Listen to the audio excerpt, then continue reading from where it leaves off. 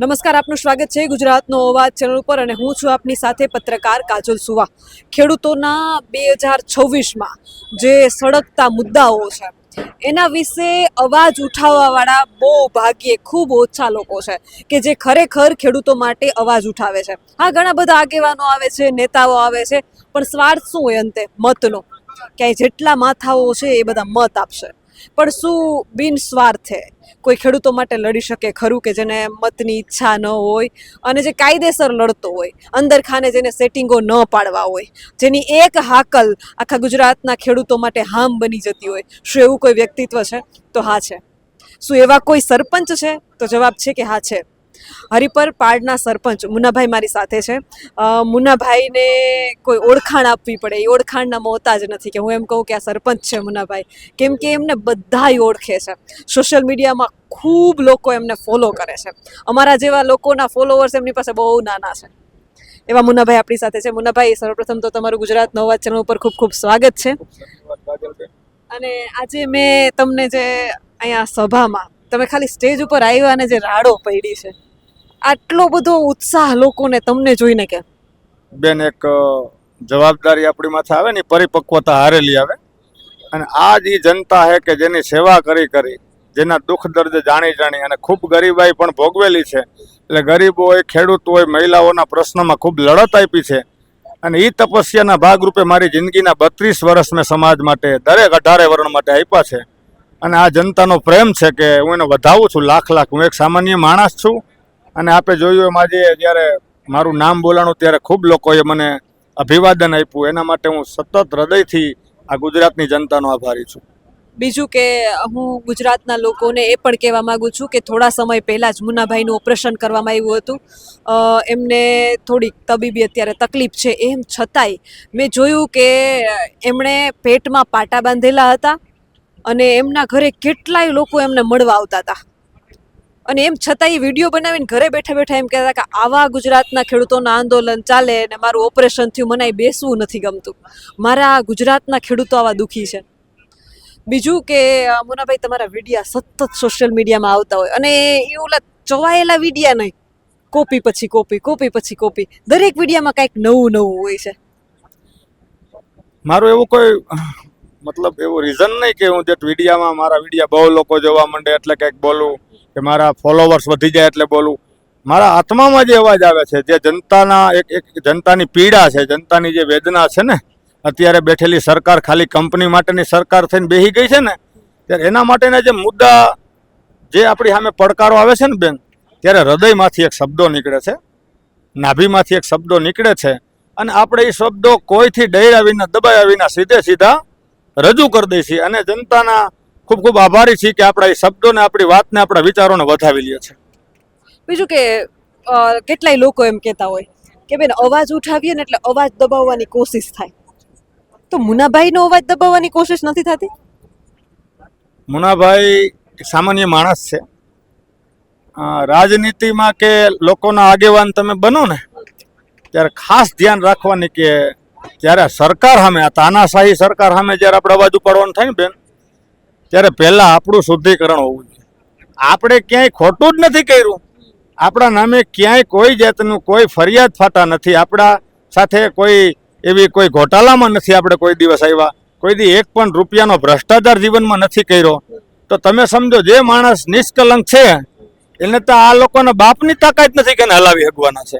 હા, તમે કાંઈ ખોટું કરેલું છે તો દબાવી દેશે. આ સરકારની એક સિસ્ટમ છે કે તમે આને ખરીદી ન શકો તો દબાવી દો. એવા ઘણા કિસ્સા તમારી સામે હમણાં બન્યા જ છે. પણ આપણે તો નિર્વિવાદી રહે, 18 વર્ણને સાથે રાખી અને જનતાનો અવાજ બનવા માટે થઈને આ મેદાનમાં આવ્યા છે.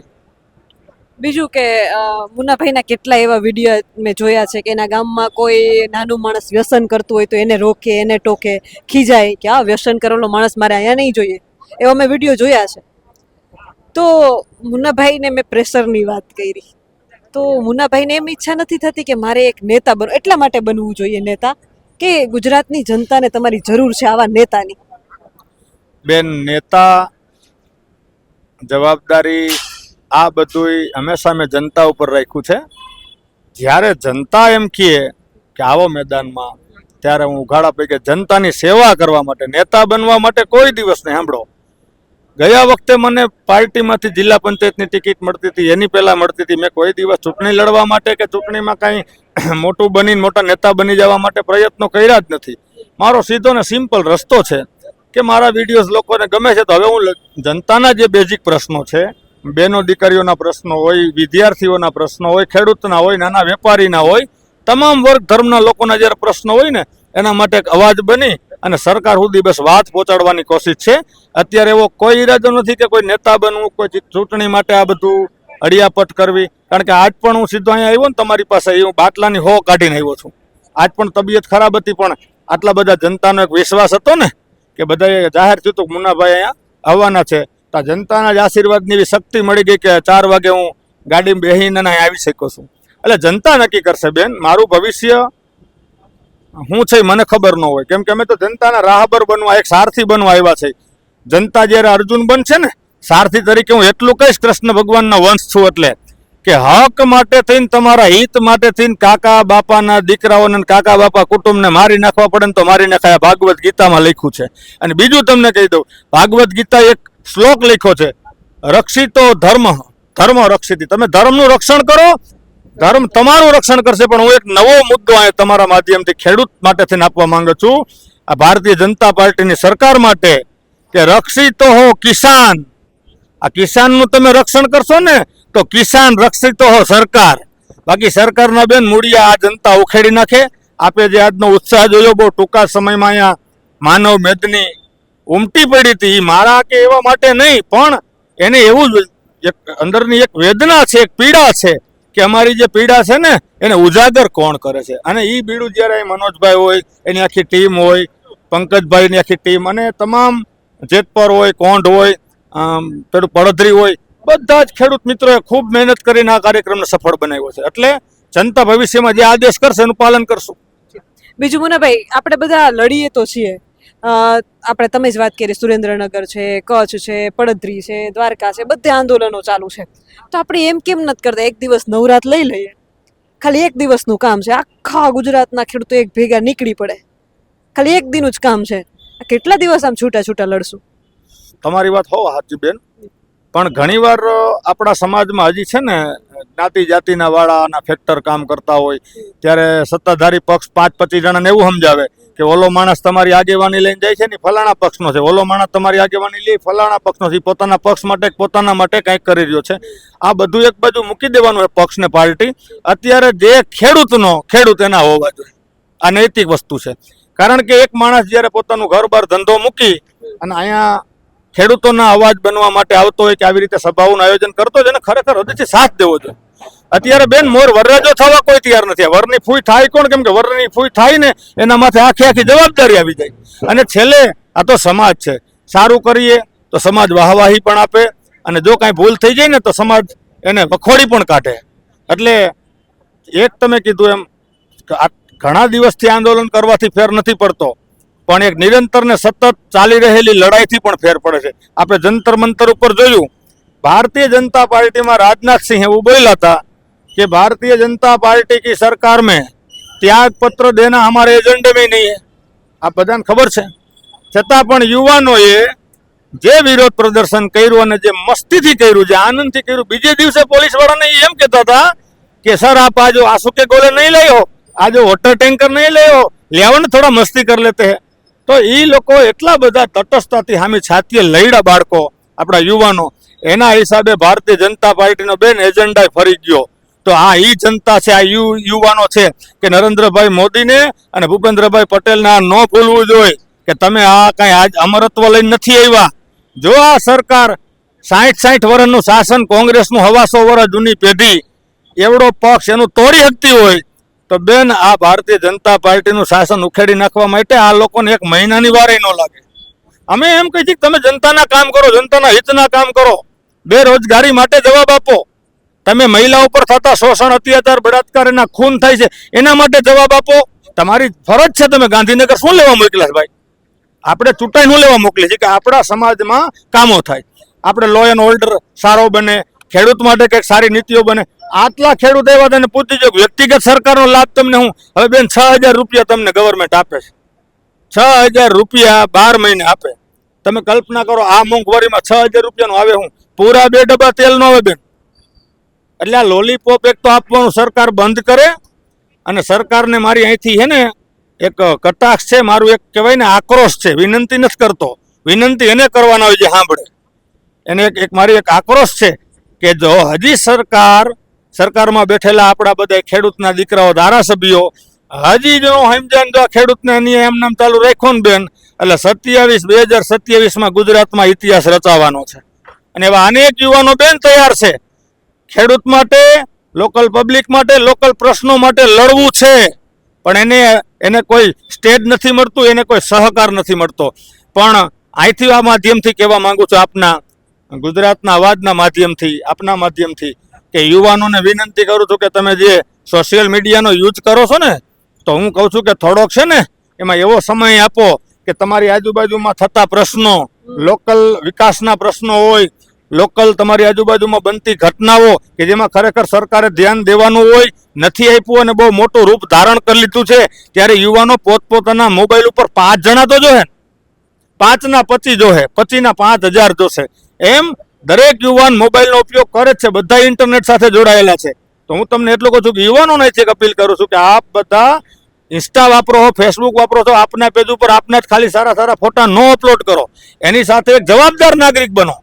આપની આજુબાજુમાં ખેડૂતને થતા જે કાંઈ વિડીયો હોય, કોઈ બીજા બનાવ્યા હોય તો શેર કરતા શીખો. એથી શું થાય કે આ અવાજ એક જણાના માધ્યમથી ધીમે ધીમે થતા લાખો સુધી પહોંચશે.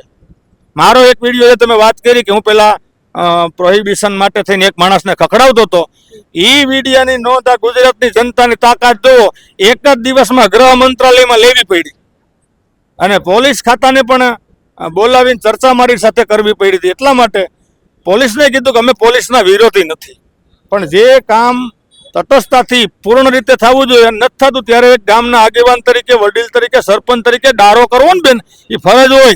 તો ગામમાં ડારો હાવ ન કરો ને તો આખું ગામડું બગડી જાય છે, આખો યુવાન અવરા પાટે ચડી જાય છે. એ યુવાનોને મૂળ પ્રવાહમાં રાખવા માટે, મૂળ પાટામાંથી લેવા માટે ઘણીવાર ખીજાવવું પડતું હોય છે, ડારો દેવો પડતો હોય છે. અને માટે કોઈ એવું નથી દબાણ કરીએ છીએ, પણ સુધારા માટેના પ્રયત્નો મારા હોય છે. બીજું, આપ સરપંચ છો. થોડા દિવસ પહેલા જ, હજી 3-4 દિવસ પહેલા દ્વારકામાં 25 ગામના ખેડૂતો ભેગા થયા. દ્વારકાને સૌની યોજનાનું પાણી મળી રહે, કેમ કે આ વખતે દ્વારકામાં ખૂબ ઓછો વરસાદ છે. તો સરપંચોએ મને એવું કીધું, 25 ગામના સરપંચો હતા, કે બેન અમારું કાંઈ ઉપજતું જ નથી, સરપંચોનું કંઈ આવતું જ નથી. મુનાભાઈ, આપ સરપંચ છો, સરપંચો પાસે કેટલા હક છે, કેટલા કાયદાઓ છે, તો સરપંચોનું કેમ કાંઈ નથી ઉપજતું? અને બીજું, તમારા હૃદય ઉપર હાથ રાખીને કાળિયો ઠાકર આપણો બાપ છે, એની સાક્ષીએ મને કહેજો, ગુજરાતમાં અત્યારે ચાલે છે શું? સરપંચોને બેન અત્યારે સમજો દૂધના કાંકરા બનાવી દીધા છે. જે સરપંચ જાણે છે, બંધારણને સમજનારો છે, ભણેલ છે, કાયદા કાનૂનને જાણે છે, એને જ પાસે આ લોકો નમે છે. બાકી સરપંચોને જવાબ નથી આપતા. બીજું તમને કહું કે નાની મોટી યોજનાઓ આવશે ને એટલે સરપંચને તાલુકા મથકે બરકશે ને યોજનાની માહિતી આપશે કે આ યોજના આમ હોય, આ યોજના તેમ હોય. પણ હજી સુધીની કોઈ સરકારે કોઈ પણ વખત સરપંચોને બોલાવી અને એના અધિકાર શું છે, એનું ફરજ શું છે, ને એની સત્તા શું છે, એ કોઈ દી શીખડાવ્યું નથી. કારણ કે સરપંચ પાસે એવડો પાવર છે બેન કે સરપંચ કલેક્ટરને ડાયરેક્ટ મળી શકે, ડીડીઓ સાહેબને ડાયરેક્ટ મળી શકે, ધારાસભ્યની ઘરે રહેતે 1 વાગે જાય તો જવાબ દેવો પડે. કારણ કે 1,000ની વસ્તી હોય કે 10,000ની વસ્તી હોય, એ સર્વમાન્ય સંવિધાનથી મળેલું પદ છે. હું તો સરપંચોને ત્યાં સુધી ભાઈ સાહેબ કહું છું કે સરપંચ કોઈ પાર્ટીનો ગુલામ હોવો જ ન જોઈએ. એનો સીધો દાખલો મારો ગામનો આપી દઉં. ઘણા લોકો મને એમ કહેતા મુન્નાભાઈ સત્તાધારી પક્ષ બાજુ રહીને તો આપણે બધા કામો થાય. હું કોઈ દિવસ સત્તાધારી પક્ષ બાજુ નથી રહ્યો બેન. 20 વર્ષ પહેલા સૌથી મોટી પાણીની યોજના મારા ગામમાં 11 કરોડની લાવ્યો. 14 વર્ષ પહેલા સૌરાષ્ટ્રમાં હાવની પેલો ઘરે ઘરે રાંધણ ગેસ હું લાવ્યો. આખા ગામમાં પાકા રસ્તાઓ, આખા ગામમાં ડ્રેનેજની સુવિધા, આખા ગામમાં ખૂબ સારી ડિજિટલ સ્કૂલ બનાવડાવી, 3 આંગણવાડી બનાવી, અને બાકી રહેતો તો હેલ્થ સેન્ટર પણ લાવ્યો. એટલે આમાં એવું છે બેન, સીધી આંગળીથી ઘી ન નીકળે તો સરપંચને વાંકી કરતા પાછું આવડવું જોઈએ. બાકી તમે અહીંયા જઈને ધ્રુજો, તમને એમ કે મામલતદાર સાહેબ ઓફિસ આવ્યા, સરપંચ તમને બોલાવે અને પગ ધ્રુજવા માંડે, શું કામ ભાઈ? હવે યાર તમે જોવો, આ સમાજ આટલો બધો આગળ ગયો છે, 21મી સદી છે. તમે તમારું વિચારો તો ખરા, તમારા અધિકાર સત્તાને પહેલા સમજો તમારી મંજૂરી વગર તમારો ઠરાવ એક પસાર થઈ જાય કે અમારી મંજૂરી વગર આ વસ્તુ ન થવી જોઈએ બેન, એમાં સુપ્રીમ કોર્ટ પણ ના નો સડી પાડી શકે. આટલા સરપંચના અને ગ્રામ સભાના ઠરાવની તાકાત છે. દાખલા તરીકે એક તમારા ગામમાં કઈ પ્રશ્ન છે, સરકાર કાને નથી લેતી, તો આખું ગામ થઈને ગ્રામ સભા બોલાવો, એનો એક ઠરાવ કરો અને ગામની ટોટલ વસ્તી જે છે એના 72% લોકો એમાં સાઇન કરી દઈએ એટલે એ ઠરાવ તમારો સુપ્રીમ કોર્ટ નપાસ ન કરી શકે. હવે આ સરપંચોને સમજાવશે કોણ? આ સરકાર કોઈ દી તમને નહીં શીખવાડે. આ બેન તમને બોયડી કોઈ દી નહીં બતાવે. આ તમને બોરના 5 દાણા દે એ ટાઈપની સરકાર છે. સરપંચ છે ને, જો ભારત વસે છે ગામડામાં, સરપંચ છે ને એનો મુખ્ય એવો વ્યક્તિ છે કે ગામડાની માલિકો ભૂગર ગટર લઈ આવી હોય, રોડ રસ્તા લઈ આવવા હોય, કાંઈ પણ રજૂઆત કરવી હોય તો ઠરાવ કોણ કરે? સરપંચ. રજૂઆત કોણ કરે? દરખાસ્ત કોણ મૂકે? તો કે સરપંચ. હવે સરપંચને જ આ લોકો દૂધના કાકરા કરી દીધા છે. એનો કોઈ પાર્ટીનો કાર્યકર્તા છે તો સરપંચને એવું કહે કે તમે ફલાણા ભાઈને લેતા આવજો સાથે અમને કાગળ દેવા. એટલે શું થાય કે એની પાર્ટીનો પેલો કાર્યકર્તા ભેગો હોય ને 2 જણા સત્તાધારી પક્ષના, તો એ એવું સાબિત થાય કે અમારા 2 કાર્યકર્તાઓ હતા ને એના હિસાબે આ ફલાણા ગામમાં કામ મંજૂર કર્યું છે. બાકી બેન દેવાનું જ હોય. તલાટી મંત્રી ભેગો ઠરાવ મોકલો, તાલુકામાં પહોંચે, તાલુકામાં એ ઠરાવ પાસ થાય, TS ની મંજૂરી આવે, જિલ્લા પંચાયતમાં તરત કામ પાસ થઈને આવી જાય. એમાં કાંઈ કોઈને તમારું નથી. પણ સત્તાધારી પક્ષ હંમેશા એવું ઈચ્છતો હોય કે 5000 રૂપિયાની ખાલી એક નાની એવી ગટરના 2 ભૂંગરા નાખીને તો એના પેલા કાર્યકર્તાને મોર રાખે, સરપંચની એરે એના ફોટા શૂટ કરે અને પછી આપે. અને બીજે છાપામાં એવું આવે કે ભારતીય જનતા પાર્ટીના ફલાણા ઉપપ્રમુખ, ભારતીય જનતા પાર્ટીના મહામંત્રી, ભારતીય જનતા પાર્ટીના પક્ષના પ્રમુખ ના હાથે ફલાણું કામનું આમ કર્યું, ફલાણા કામનું ઓપનિંગ કર્યું. બરોબર, સરપંચ તો 3જી લાઈનમાં ઉભા હોય, એ તો નારિયેલ ભાંગતા હોય. ઓલા કાટલામાંથી કે સૈસા કાઢો છોકરાઓ, દાદા મોટે પ્રોગ્રામ સારું માતાજીની પ્રસાદી. એટલે મૂળ મુદ્દો આ છે, સરપંચને જાગૃત થવાની જરૂર છે ને. અત્યારે યુવાનોને, માનો કે તમારો સરપંચ કોઈ વડીલ છે, એ ભણેલ નથી પણ એક વડીલ તરીકે તમે સરપંચમાં રાખ્યા છે કે જેનાથી ગામમાં એક સારી પકડ રહે, એનું માન મર્યાદા હોય, તો એ સરપંચ ભણેલ નથી, તો એની સાથે તમે ભણેલા જોડાઈ જાઓ. ગામના 5 યુવાનો કે સરપંચ બાપા જો આનું આમ હોય, સરપંચ બાપા તમે હાલો અમારે ભેગા આનું આમ હોય. એટલે આ બધા મુદ્દાઓ છે બેન. આપણે ભણતરમાં આપણે ધોણવાનું બંધ નથી કર્યું. બીજો દુનિયાના દેશો ભણવાનું કરે છે, આપણે જે ધોણવાનું કરીશ. હવે કુતરું વાહે થાય તો તમે જાહેરના દાણા લ્યો તો કઈ બટકું ભરે એવું ન હોય. ત્યાં તમારે ધોકો જ લેવાનો હોય. તાત્કાલિક નિર્ણય કરતા શીખો. મારું કહેવાનું છે, કાંઈ પણ બનાવ બને ને ત્યારે મોડા જાગી છે. મેં આની પહેલાના વિડીયોમાં કીધું હતું કે આપણી એક આદત પડી ગઈ છે કે આ પાણીનો રેલો છે ને મારા હેઠે નો આવે ને ત્યાં લગી હું ઊભો ન થાવ કે આ ભાઈ હેઠો આવે છે ને ભલે ભાભો પલરે. મારા ઘરમાં જ્યાં સુધી આગ ન લાગે બેન ત્યાં સુધી હું પાણીની ડોલ લઈને ન દોડું. હું વિચાર કરું કાજલબેનના ઘરમાં ધુવાડા નીકળે છે ને હારે આંદરો અંદર બાઈ જાય. એવું નથી, ફરજ મારીને તમારી બધાયની છે. સમાજમાં જ્યારે એક માણસ દુઃખી હોય ને તો એવું ન સમજી લેવું કે એ માણસ દુઃખે ધારું જે હોય એ ભોગવી લે. એ દુઃખ કાલ સવારે 5 જણા થાય, એમાંથી 25 જણા થાય. જ્યારે પહેલા વહેલું આ વસ્તુ થાંભલો આવ્યો જે તે ગામમાં, એ ખેડૂતને તકલીફ પડી ત્યારે આટલું બધું નહોતું ઓલું. પણ જ્યારે ધીમે ધીમે આ આંદોલન આખું વિસ્તરતું ગયું તો અનેક ખેડૂતો આજ તમે જો જેના ખેતરમાં થાંભલા નથી આવતા ને એ પણ આજ જો તમે હયુદરા એમ માનવ મેદની ભેગી થઈ ગઈ હતી. અને એક જ હારે ખેડૂતો એક જ પોકાર કર્યો તો કે અમને ન્યાય જોઈએ, અન્યાય નહીં ચાલે. અને અન્યાય કરવો હોય તો 2027માં દેખાડી પણ દેવાના બેન આ લોકો. બીજું મુન્નાભાઈ, આ બધું તમે બધે ભેગા થઈને PM ને રીલ્સો બનાવતા કરી દીધા. કેમ આવું કેમ થયું? PM ને રાતે 12 વાગે રીલ્સો મૂકવી પડે છે બેન. ઈ જનતાની અને યુથની તાકાત તમે જુઓ. એકતામાં ઈ તાકાત છે. તમે કોઈને એક આંગળી હવાર લગી મારો તો નીચે ન થાય, પણ એક આંગળી ભેગી 4 આંગળીનો અંગૂઠો ભેગો કરીને મુઠ્ઠી બનાવીને મારો એટલે ગમે એ માણસ ફેંકાઈ જાય. એટલે મુદ્દો ઈ છે. થયું કેમ કે 1-2 દિવસ પહેલા તેમ કહેતા હતા કે ભાઈ આતંકવાદી છે ને. બેન સાંભળો, ભણેલામાં ને અભણમાં કેટલો ફેર. અને બીજે દિવસે જ્યુસે પીવડાવ્યા. ભણેલ અને અભણ ધારા પેલો આપણા વડાપ્રધાન હોય અતિ ભણેલા મનમોહનસિંહ હતા, અત્યારે મોદી સાહેબ છે. ભણેલ ને અભણમાં ફેર કેટલો ખબર? જંતર મંતર ઉપર રાતના 20,000 વિદ્યાર્થી બેઠા હતા, એને ઇન્ટરનેટ કરી દીધું બંધ. પછી બનાવ્યો સાહેબે વિડીયો. તો એ જંતર મંતર બેઠા હતા ત્યાં તો ઇન્ટરનેટ બંધ હતું, એના સુધી તો વાત પૂછી જ નથી કે સાહેબ વિડીયો બનાવે છે. અને બેન કોઈ પણ સત્તા હોય, કોઈ પણ માણસ સત્તા ઉપર અહમ ને અભિમાન ને ધમણથી જ્યારે કામ કરવા માંડે ને ત્યારે બેન એક પ્રજાની અંદર ચીનગારી જાગે. અને ચીનગારી જાગે ને બેન ત્યારે હારા તાનાશાહને ચૂકવું પડે. આ તો મોદી સાહેબ છે. આ ઈ ભારતની વર્ષની જનતા છે જેને 600 વર્ષના મુગલોને અહીંથી ખદેડ્યા છે, 200 વર્ષ રાજ કરેલા અંગ્રેજોને તગડી મૂક્યા છે.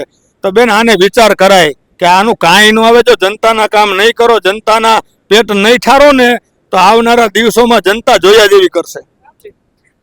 બીજું કે આપણે ગુજરાતની વાત કરી, અત્યારે ગુજરાતમાં જે આંદોલનો ચાલે છે એની વાત કરી. હવે ખરેખર મુન્નાભાઈ ખેડૂતોએ શું કરવું? કેમ કે થાકી ગયા, રોજ શું આંદોલન જ કરવાના આપણે. તમારા મત મુજબ હવે શું કરવું જોઈએ કે ન્યાય મળી જાય સીધો? હવે થાકી ગયા છીએ. બેન ન્યાય આપવો હોય ને તો આજની સાંજે પરિપત્ર જાહેર કરી દઈએ જે ખેડૂતની માંગણી છે એ. પણ તમે સમજો ભારતીય જનતા પાર્ટીના અત્યારે ફંડ કેટલું ખબર તમને? 13,000 કરોડ રૂપિયાની પાર્ટી ફંડ છે. તો ઉદ્યોગપતિઓ છે ને પાર્ટીને હાથવે છે, પાર્ટી ઉદ્યોગપતિને હાથવે છે. આમાં ખેડૂત આરે કાંઈ એને નાવા નીચોવા છે જ નહીં, મત લેવા સિવાય. ખેડૂતને બેન આ વસ્તુ એવી છે, આ 200 વર્ષ સુધી અંગ્રેજો સામે આપણે લડ્યા ત્યારે આઝાદી મળી હતી. અનેક ક્રાંતિકારીઓ સામેથી ફાંસીના ગાડિયા ડોકમાં નાખીને ટીંગાઈ ગયા હતા, ઇન્કલાબ જિંદાબાદ કરીને, ત્યારે આઝાદી મળી હતી. એટલે હું એમાંય નથી કહેતો કે 5-15 દીમાં બધું હકેલી લેવું જોઈએ. આ લડાઈ છે બેન, લડાઈ નિરંતર સતત હાલે છે. અને ઈશ્વરને આપણે પ્રાર્થના કરીએ કે મારા બાપ કારિયા ઠાકર, ભગવતી માતાજી, જે તમે કાંઈક આને સદબુદ્ધિ દ્યો. આ જે જગતના પેટ ભરનારો જ આજ દુઃખી છે ને એની પેટમાં ઝાડ બરે છે, તો આ કાલ તમારું આખું જંગલ, આ સત્તાનું જંગલ હરગાવી નાખશે. મેં હમણાં એમ કીધું ને કે કોઈએ બેન એક માચીસની દીહવારીની મજાક કરી. અટાણી ગાંધીનગર બેઠા બેઠા મજાક જ કરતા છે કે ભલે ને 5,000, 15,000 કે 20,000 માણસ ભેગા થયા, કાંઈ ફેર ન પડે. કોઈએ બાકસની એક દીહવારીની મજાક કરી હતી, તારાથી શું થાય? જોત જોતમાં બેન આખું જંગલ બળી ગયું હતું. આ વસ્તુ આને યાદ રાખવાની છે કે એક બાકસની દીહવારી આખા જંગલને ખાક કરી નાખવા માટે પૂરતી છે. બીજું તમે કીધું કે વિકાસ નામનો દીકરો જે છે એ હજી રસ્તા ઉપર ચાલતા નથી શીખો. વિકાસ નામનો દીકરો એટલા વર્ષોથી વિકાસ તો આવી ગયો પણ ચાલતા નથી શીખો. તો એ તો એમ કહે છે કે વિશ્વગુરુ બનવા જઈ રહ્યા છે આપણે. એટલે અમારે આ માનવું કોનું? બેન આપ NCR ના આંકડા લ્યો, ઇન્ડેક્સના આંકડા લ્યો, આપણે ભૂખમરીમાં ક્યાં છે, આપણે મોંઘવારીમાં ક્યાં છે, આપણો રૂપિયો કેટલો નીચે જઈ રહ્યો છે, આપણે મહિલા સુરક્ષામાં ક્યાં છે, આપણે બાળકોના શોષણમાં ક્યાં છે, શિક્ષણમાં ક્યાં છે, આ બધા આંકડા આપ NCR ગૂગલમાં ચેક કરો એટલે આપોઆપ આપણને ખબર પડી જાય કે આપણે વિશ્વગુરુ બનવા જઈ રહ્યા છે કે વિશ્વગુરુના ચેલાની હદમાંથી બહાર આવી ગયા છે. મૂળ મુદ્દો આ છે બેન. વિશ્વગુરુ નહીં, વિશ્વની બીજી તમે કોઈ પણ ગવર્મેન્ટ, અમેરિકા જાશો, ઇટલી જાશો, નેધરલેન્ડ, ફ્રાન્સ જાશો ને, તો અહીંયા ભૂગર ગટર અને CC રોડ માટે આંદોલન થતા જ નથી. 50 વર્ષ થયા. મુન્નાભાઈ સાથે તમે જેટલો સમય લ્યો એટલો ઓછો છે. એમની પાસે ખૂબ જ્ઞાન છે અને જે લોકો નથી સમજતા એને સાંજમાં સમજાવવાની તાકાતે છે. પણ સમય ખૂબ ઓછો છે અને ખૂબ રાત્રિ થઈ ગઈ છે. અને મોરબીમાં આજે ખેડૂતોનો ઉત્સાહ જોયો, આજે જે ખેડૂતો ઉમટી પડ્યા હતા એ આજે જોયું છે. ફરીથી આપણે મુન્નાભાઈ સાથે મળશું અને ખેડૂતોએ હવે શું કરવું જોઈએ એના વિશે ચર્ચા કરશું. આપ જોતા રહો ગુજરાતનો અવાજ.